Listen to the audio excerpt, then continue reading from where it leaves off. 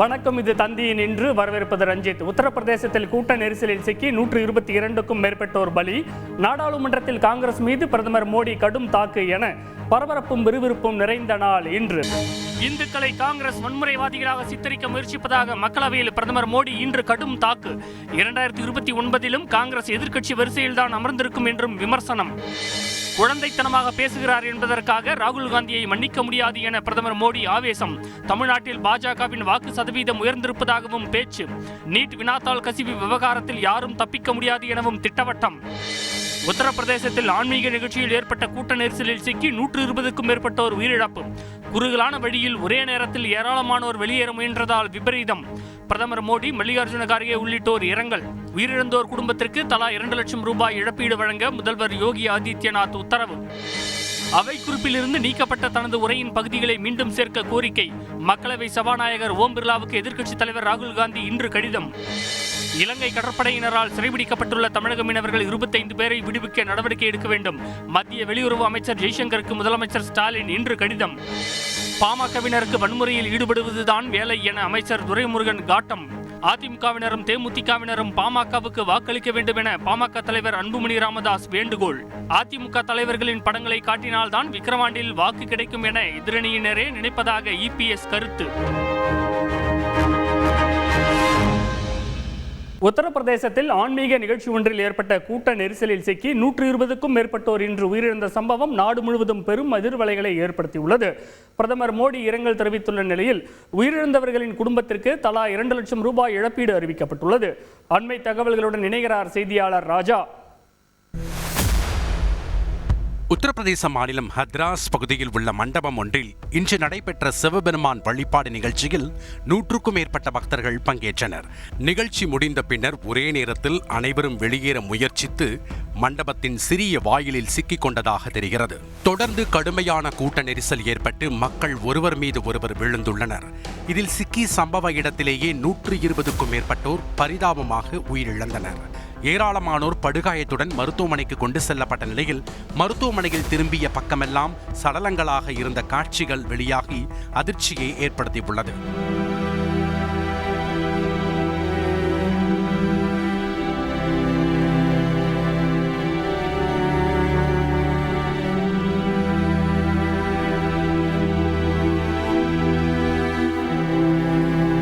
உயிரிழந்தவர்களில் பெரும்பாலானோர் பெண்கள் மற்றும் குழந்தைகள் என தெரிவித்துள்ள போலீசார் சடலங்களை அடையாளம் காணும் பணியில் ஈடுபட்டுள்ளனர். மேலும் விபத்து குறித்து தீவிர விசாரணை நடைபெற்று வருகிறது. இதனிடையே விபத்து நடப்பதற்கு முன்பு நடைபெற்ற வழிபாடு நிகழ்ச்சியின் வீடியோ காட்சி வெளியாகியுள்ளது.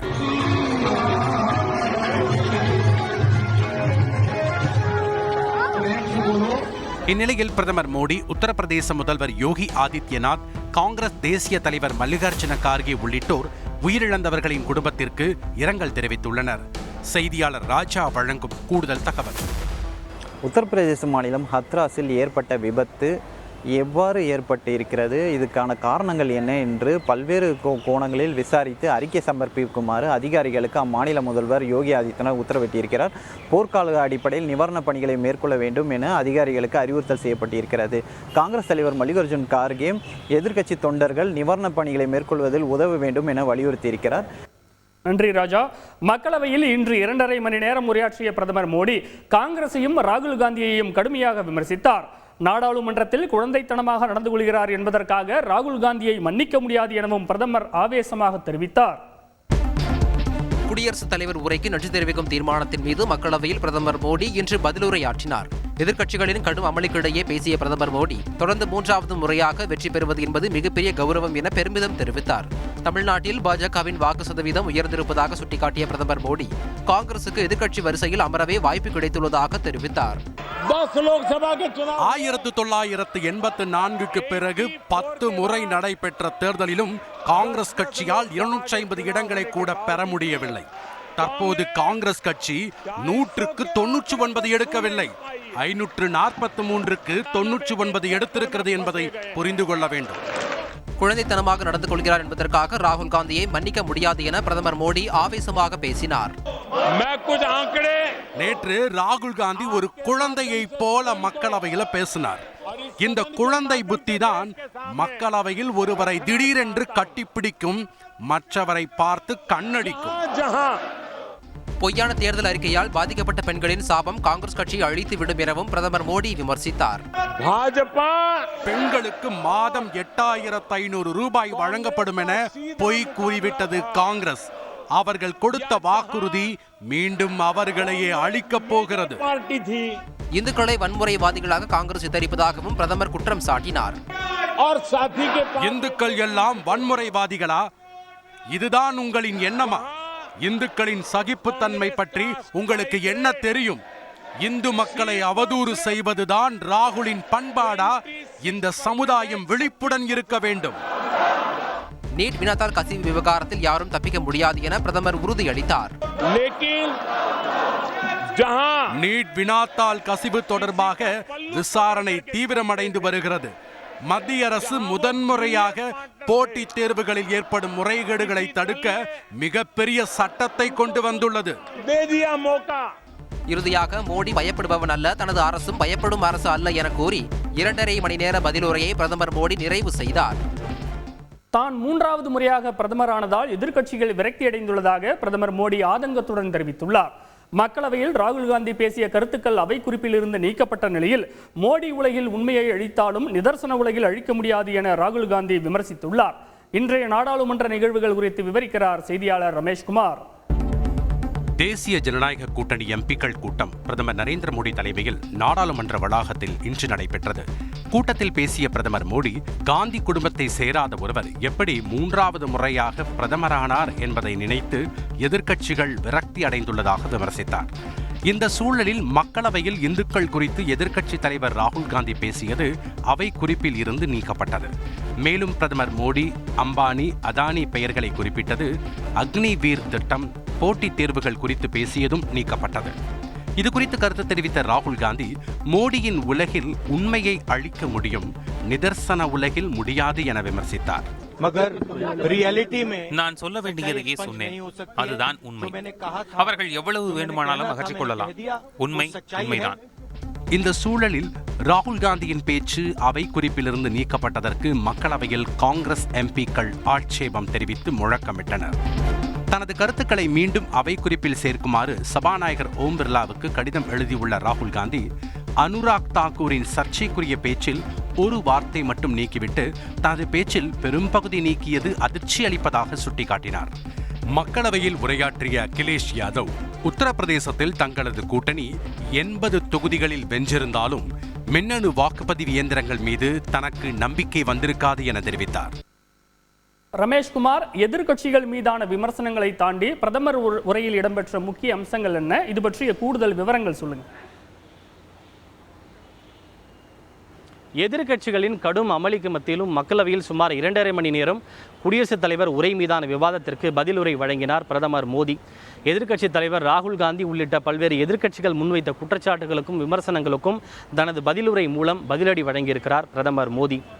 நீட் விவகாரம் தொடர்பாக விவாதிக்க வேண்டுமென எதிர்க்கட்சிகள் தொடர்ந்து பிரச்சனை எழுப்பிய நிலையில் அது குறித்து பேசிய பிரதமர் மோடி, வினாத்தாள் கசிவில் சம்பந்தப்பட்டவர்கள் ஒருபோதும் தப்பிக்க முடியாது எனவும் அவர்களின் மீது கடும் நடவடிக்கை எடுக்கப்படும் என உறுதியளித்துள்ளார். அக்னிவீர் திட்டம் குறித்து நேற்று மக்களவையில் பேசிய ராகுல் காந்தி சில குற்றச்சாட்டுகளை முன்வைத்திருந்த நிலையில் பாதுகாப்புத் துறையில் சீர்திருத்தங்களை செய்ய விடாமல் காங்கிரஸ் கட்சி சதி செய்வதாக குற்றம் சாட்டினார். இந்துக்கள் என்று தங்களை கூறிக்கொள்பவர்கள் 24 மணி நேரமும் வெறுப்பையும் வன்முறையும் பரப்புவதாக ராகுல் காந்தி குற்றம் சாட்டியிருந்த நிலையில் அது குறித்து பேசிய பிரதமர் மோடி, இந்துக்கள் சகிப்புத்தன்மை மிக்கவர்கள் எனவும் அதன் காரணமாகவே இந்தியாவில் ஜனநாயகம் செலுத்தோங்கியிருப்பதாக தனது பதிலுரையில் தெரிவித்திருக்கிறார். பிரதமரின் பதிலுரையை தொடர்ந்து மக்களவையில் குடியரசுத் தலைவரின் உரை நிறைவு பெற்றதால் மக்களவை தேதி குறிப்பிடாமல் ஒத்திவைக்கப்பட்டுள்ளது. ரஞ்சித், கூடுதல் விவரங்களுக்கு நன்றி ரமேஷ்குமார். விக்கிரவாண்டியில் பாமக வேட்பாளருக்கு ஆதரவாக அதிமுகவினர் செயல்படக்கூடாது என கட்சியினருக்கு எடப்பாடி பழனிசாமி அறிவுறுத்தியுள்ளார். இடைத்தேர்தலிலும் வாக்காளர்களுக்கு இடது கை விரலில்தான் மை வைக்கப்படும் என தேர்தல் ஆணையம் விளக்கம் அளித்துள்ளது. இன்றைய முக்கிய அரசியல் நிகழ்வுகள் குறித்து விவரிக்கிறது பின்வரும் தொகுப்பு. காலியாக உள்ள விக்கிரவாண்டி சட்டமன்ற தொகுதியில் வருகிற 10ஆம் தேதி இடைத்தேர்தல் நடைபெற உள்ள நிலையில் திமுக, பாமக, நாம் தமிழர் கட்சி இடையே போட்டி நிலவுகிறது. திமுக வேட்பாளர் அன்னியூர் சிவாவை ஆதரித்து விக்கிரவாண்டியில் இன்று பிரச்சாரத்தில் ஈடுபட்ட அமைச்சர் துரைமுருகன் வன்முறையில் ஈடுபடுவதுதான் பாமகவினரின் வேலை என விமர்சித்தார். அவர்களுக்கு யார் யாருக்கு எந்த தொழில் தெரியுமோ அந்த தொழில் தான் செய்வார்கள். ஆகையினால் எங்களுக்கு அதை பற்றி கவலை இல்லை. தாக்குகிறவர்களெல்லாம் தாங்குகிற சக்தி திராவிட முன்னேற்ற கழகத்துக்கு உண்டு. அதிமுக, தேமுதிக உள்ளிட்ட கட்சியினரும் தங்களுக்கு வாக்களித்து பொது எதிரி திமுகவை வீழ்த்த வேண்டும் என விக்கிரவாண்டி இடைத்தேர்தல் பிரச்சாரத்தில் பாமக தலைவர் அன்புமணி ராமதாஸ் வேண்டுகோள் விடுத்துள்ளார். உங்களுடைய எதிரி யாரு? திமுக. திமுக பொது எதிரி. இப்போ நிச்சயமாக திமுகவை இந்த தேர்தலில் வீழ்த்த வேண்டும். அதற்கு நாம் எல்லோரும் ஒன்று சேர வேண்டும். தேமுதிக இருந்தாலும் சரி, அதிமுக எந்த கட்சி இருந்தாலும் சரி. இதற்கு பதிலடி கொடுத்துள்ள அதிமுக பொதுச் செயலாளர் எடப்பாடி பழனிசாமி விக்கிரவாண்டி இடைத்தேர்தலில் பாமக வேட்பாளருக்கு ஆதரவாக அதிமுகவினர் செயல்படக்கூடாது என உத்தரவிட்டார். அதிமுக பயன்படுத்தினதான் ஓட்டு கிடைக்கும் என்று அவர்களே முடிவிட்டார். அனைத்து இந்திய அண்ணா திராவிட முன்னேற்ற கழக தலைவர்கள் தான் நாட்டு மக்களுக்கு அடையாளம் காட்டப்பட்டது. திமுக வேட்பாளரை ஆதரித்து அமைச்சர் உதயநிதி ஸ்டாலின் ஜூலை 6ஆம் தேதி முதல் 8ஆம் தேதி வரை 3 நாட்கள் பிரச்சாரம் மேற்கொள்ள உள்ளார்.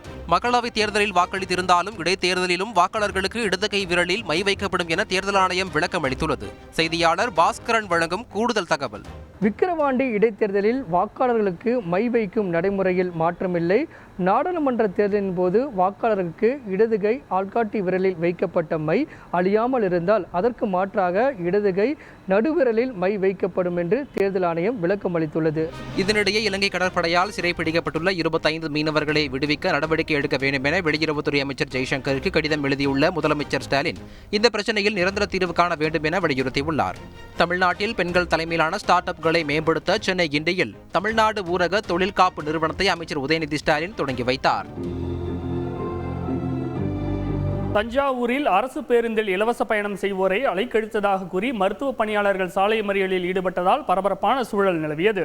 செய்தியாளர் சையது மௌலானா வழங்கிய தகவல்கள் இவை. தஞ்சாவூர் அரசு மருத்துவக் கல்லூரி மருத்துவமனையில் பணியாற்றும் ஏராளமான பணியாளர்கள் பழைய பேருந்து நிலையத்திலிருந்து மருத்துவக் கல்லூரி மருத்துவமனைக்கு அரசு பேருந்தில் செல்வது வழக்கம். அதன்படி இன்று காலை பணிக்கு செல்வதற்காக மகளிர் இலவச பயண திட்ட அரசு பேருந்தில் ஏற முற்பட்ட போது வேறு பேருந்தில் ஏறுமாறு நடத்துனர்கள் அலைக்கழித்ததாக கூறப்படுகிறது. இதனால் ஆத்திரமடைந்த சுகாதார பணியாளர்கள் உரிய நேரத்தில் பணிக்கு செல்ல முடியவில்லை என கூறி பழைய பேருந்து நிலையம் முன்பு சாலையில் அமர்ந்து மறியல் போராட்டத்தில் ஈடுபட்டனர்.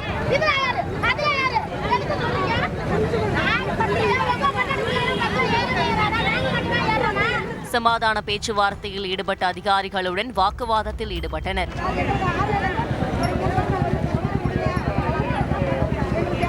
இதுகுறித்து போராட்டத்தில் ஈடுபட்ட கண்ணகி வசந்தி கூறுகையில், ஃப்ரீ டிக்கெட் போடுறதுனால தான் எங்களை கேட்குறாங்க. எங்களுக்கு அந்த ஃப்ரீ டிக்கெட்டே வேணாம், நாங்கள் காசு கொடுத்தா போய்க்கிறோம். அந்த டிக்கெட்டே வேண்டாம். எப்பயும் மாதிரியே போயிடுறோம். இந்த 4 வருஷமா அந்த ஃப்ரீ டிக்கெட் வந்தனால தான் எங்களை அசிங்கமாக நடத்துறாங்க. கண்ட்ராக்டர் டிரைவர்லாம் ரொம்ப கேவலமாக பேசுகிறாங்க. மக்களை அடிக்கிறது மாதிரியெல்லாம் பேசுகிறாங்கப்பா. 2 பஸ் நினைச்சு சார் 6:30 2 பஸ்ஸில் ஏறினா அந்த பஸ்ஸுக்கு போகணும், அந்த பஸ்ஸில் ஏறினா இந்த பஸ்ஸுக்கு போகணும் அப்படின்னு எங்களை நிப்பாட்டிட்டாங்க. சமரச பேச்சுவார்த்தைக்கு பிறகு பணியாளர்கள் பேருந்திலும் ஆம்புலன்ஸிலும் அனுப்பி வைக்கப்பட்டனர். செய்தியாளர் சையத் மௌலானா வழங்கும் கூடுதல் தகவல். அரசு பேருந்து நடத்துனர் மற்றும் நேர காப்பாளர் இருவர் மீதும் துறை ரீதியான நடவடிக்கை எடுக்கப்பட்டுள்ளது. அதே போன்று சரிவர பணியாற்றாத போக்குவரத்து கலைஞர்கள் மீது பணியாளர்கள் மீது நடவடிக்கை எடுக்கப்பட்டுள்ளது. அதே போன்று வருங்காலங்களில் இது போன்று பொதுமக்களிடையே ஒரு சம்பவங்கள் நடைபெறாமல் இருக்க வேண்டும் என அவர்களுக்கு அறிவுரை வழங்கப்பட்டுள்ளது என மேலாண் இயக்குனர் அவர்கள் தெரிவித்திருக்கிறார். ரஞ்சித். நன்றி சையது மௌலானா. T20 உலகக்கோப்பையை வென்ற இந்திய அணி நாளை இரவு டெல்லி திரும்ப உள்ளதாக தகவல் வெளியாகியுள்ளது. இது ஒரு புறம் இருக்க, நவம்பரில் தனக்கு போன் செய்து பயிற்சியாளராக தொடரும்படி கூறிய ரோஹித் சர்மாவிற்கு நன்றி என பயிற்சியாளர் ராகுல் டிராவிட் நெகிழ்ச்சியுடன் தெரிவித்துள்ளார். கரீபியன் தீவில் உள்ள பார்படாஸில் கடந்த ஜூன் 29ஆம் தேதி நடைபெற்ற T20 உலகக்கோப்பை இறுதிப் போட்டியில் 7 ரன்கள் வித்தியாசத்தில் தென்னாப்பிரிக்காவை சாய்த்து இந்திய அணி மகுடம் சூடியது. பார்படாஸ் நகரில் தீவிர புயல் வீசுவதால் இந்திய வீரர்கள் தாயகம் திரும்புவதில் சிக்கல் ஏற்பட்டுள்ளது. இந்த சூழலில் நாளை அதிகாலை இந்திய வீரர்கள் தாயகம் புறப்படலாம் எனவும் இரவு 7:45 மணிக்கு அவர்கள் டெல்லி வருவார்கள் எனவும் தகவல் வெளியாகியுள்ளது. இதனிடையே உலகக்கோப்பை வெற்றியுடன் விடைபெற்ற ராகுல் டிராவிட் நவம்பரில் தனக்கு போன் செய்து பயிற்சியாளராக தொடரும்படி கூறியதற்காக நன்றி என கேப்டன் ரோஹித் சர்மாவை பார்த்து நெகிழ்ச்சியுடன் தெரிவித்தார். பார்படாஸையும் அந்த பீச்சையும் தனது வாழ்நாளில் மறக்க மாட்டேன் என கேப்டன் ரோஹித் சர்மா நெகிழ்ந்துள்ளார். ஜூலை 6ஆம் தேதி தொடங்கும் ஜிம்பாப்வே அணிக்கு எதிரான T20 தொடரின் முதல் 2 போட்டிகளுக்கான இந்திய அணியில் சிவம் துபே, சாம்சன், ஜெய்ஸ்வாலுக்கு பதிலாக சாய் சுதர்சன், ஜித்தேஷ் சர்மா, ஹர்ஷித் ராணா சேர்க்கப்பட்டனர். இது ஒரு பக்கம் இருக்க, யூரோ கோப்பை கால்பந்து தொடரில் ஸ்லோவேனியாவிற்கு எதிரான நாக் அவுட் போட்டியில் தொடர்ந்து கோல் அடிக்கும் வாய்ப்பை வீணடித்ததற்காக போர்ச்சுகல் அணியின் நட்சத்திர வீரர் கிறிஸ்டியானோ ரொனால்டோ மைதானத்திலேயே கதறி அழுத வீடியோ இணையத்தில் வேகமாக பரவி வருகிறது. பெனால்டி ஷூட் அவுட்டில் வெற்றி பெற்றதால் காலிறுதிக்கு தகுதி பெற்ற போர்ச்சுகல் அணி அடுத்ததாக பலம் வாய்ந்த பிரான்ஸ் அணியை எதிர்கொள்கிறது. இன்றைய நாளின் முக்கிய நிகழ்வுகளை இதுவரை பார்த்தோம். பார்த்த உங்களுக்கு நன்றி. இது தந்தியின் இன்று. நான் ரஞ்சித். இனி இரவு வணக்கம்.